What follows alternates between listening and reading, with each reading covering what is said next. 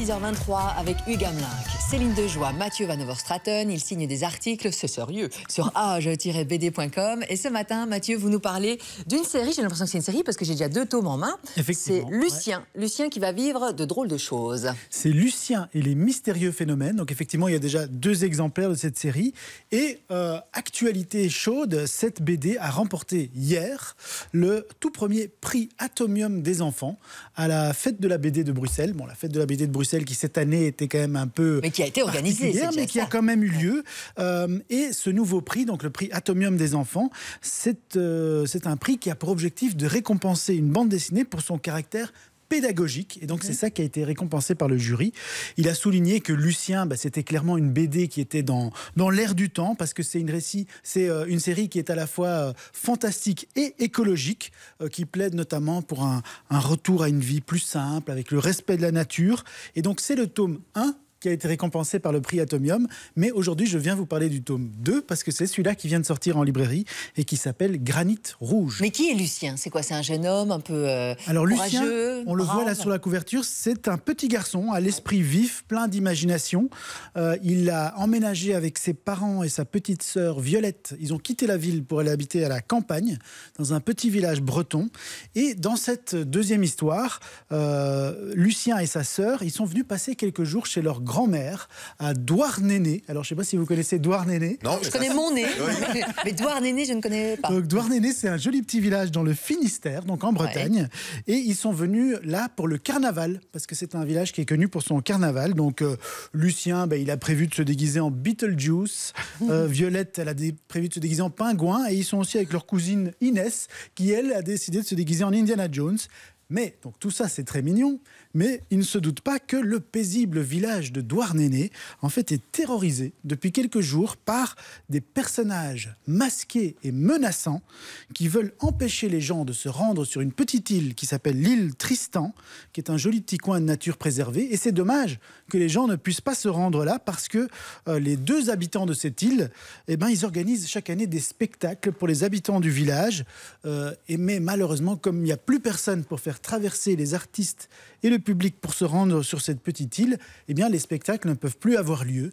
Et donc, Lucien, qui a l'esprit vif, il décide d'aller mener sa petite enquête pour voir ce qui se passe. Il y a un côté un peu inquiétant dans le dessin, dans les couleurs, non? Oui, tout à fait.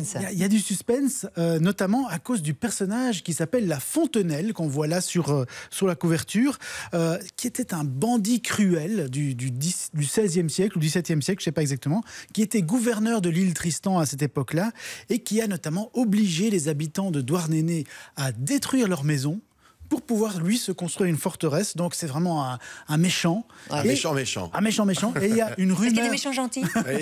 Dans Walt Disney, il y a les méchants gentils. Ouais. C'est vrai qu'il y a des méchants qui sont parfois pas si méchants.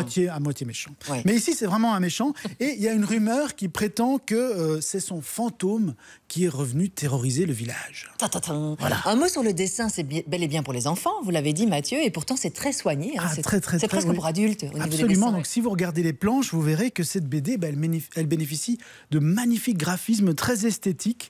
Ça fait presque penser à de l'art nouveau par moments. C'est vrai. Avec des enluminures, des bordures de cases un peu courbées comme ça. Des beaux reliefs. Des beaux reliefs. Et les couleurs sont très originales aussi, vous le disiez, avec des tons verts, orange, qui participent clairement à l'ambiance de cet album qui est à la fois tendre, c'est vraiment une histoire pour l'enfance, et en même temps mystérieuse. Donc c'est vraiment un graphisme très intéressant. Il y a un duo qui se cache derrière Lucien. Ça, c'est un détail amusant de cette série, c'est que c'est un véritable couple que l'on retrouve derrière cette BD, et qui s'appelle Delphine Lelay et Alexis Aurélou. Ils étaient d'ailleurs à Bruxelles il y a quelques jours. Voilà, on les voit là pour la fête de la BD, parce qu'on a reconstruit le décor de la maison de Lucien.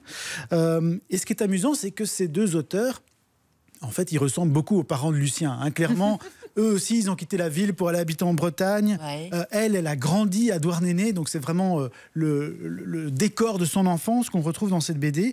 Et tous les 2, ils sont à la fois artistes, musiciens, etc. Et ils plaident vraiment fortement pour un retour à une vie plus solidaire, plus en lien avec la nature. Donc d'abord, ils ont fait passer ces messages via des BD plus adultes. Oui. Et puis, ils se sont rendus compte qu'en fait, leur message s'adressait surtout à des gens qui étaient déjà convaincus, et donc ils se sont dit on va plutôt faire passer nos messages dans des BD pour enfants. Et ce sont donc des histoires marrante, très bien écrite, mais qui incite aussi à la réflexion et à l'action, puisque les deux tomes pédagogique, c'est ça, puisque les 2 tomes, vous allez voir, se terminent par des pages avec des conseils pratiques. Donc par exemple, dans le tome 2, il y a toute une série de pages avec des idées créatives pour faire la fête sans abîmer la planète. Et oui, ça veut dire quoi? Ça veut dire qu'on ne prend pas du plastique déjà? Exactement, donc il y a toute une série de choses, imprime ton pochoir, fabrique tes tampons, etc. Donc il y a toutes sortes de détails qui sont donnés pour vraiment s'amuser sans pour autant polluer. Ça va plaire à qui? Aux jeunes, évidemment, c'est fait pour, mais même aux plus grands, non? Oui, aux tout classes, à fait. Pourquoi pas, aux écoles? Absolument, je crois que ça peut plaire aux écoles, ça va certainement plaire aux enfants parce que les graphismes sont très jolis, les histoires sont amusantes. Je crois que ça va plaire aussi à leurs parents. Donc je crois que c'est une nouvelle série qui commence bien et il y a d'ailleurs un tome 3 qui est déjà en préparation qui va tourner autour des sorcières. Ça vous dit? J'ai 2 tomes à vous offrir. Un gagnant sera tiré au sort. On joue maintenant par SMS. Et merci pour ce beau cadeau, hein, Mathieu. C'est grâce à vous qu'on a tous ces cadeaux. On joue maintenant par SMS 6003. Démarrez votre message par BD, tout simplement. Non, vous savez quoi, Lucien? Parce qu'on a d'autres BD tout à l'heure. Alors, on va se perdre dans les messages. Lucien, nom, prénom, cornet complète, adresse mail, tout ça au 6003. 75 cents, c'est par message envoyé. 2 tomes, peut-être, qui arrivent chez vous dans quelques jours. Bonne chance. Bon réveil.